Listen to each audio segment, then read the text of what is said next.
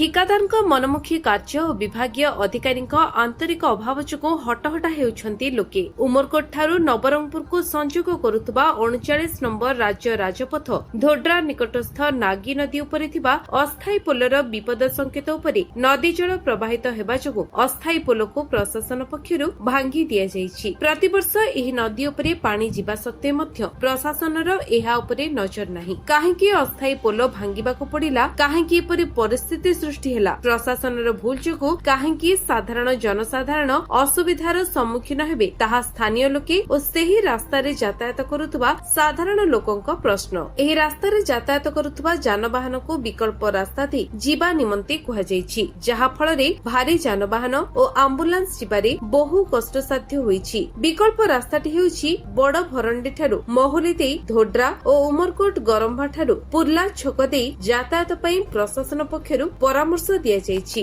Police प्रशासन दिन 1 घटिकारु कार्य नियोजित अछि। पुलिस प्रशासनर सचेतनता जोगु समस्त गाड़ी मोटर सुरुखुरु भावे यातायात होई परिछि। जंत्रींक लोक कहबा अनुसार आज राति सुधा नूतन पोल कार्य संपूर्ण करी जनसाधारणक यातायात कार्य आसीबो बोली प्रकाश करिसंती। गोटी राति मध्यरे बाकी काम किपरि भावे संभव और किपरि मानर कार्य हेबो ताहा देखिबा बाकी रहिला। उमरकोटरो अभिषेक बेहराଙ୍କ रिपोर्ट, विश्व विजय न्यूज ओडिशा।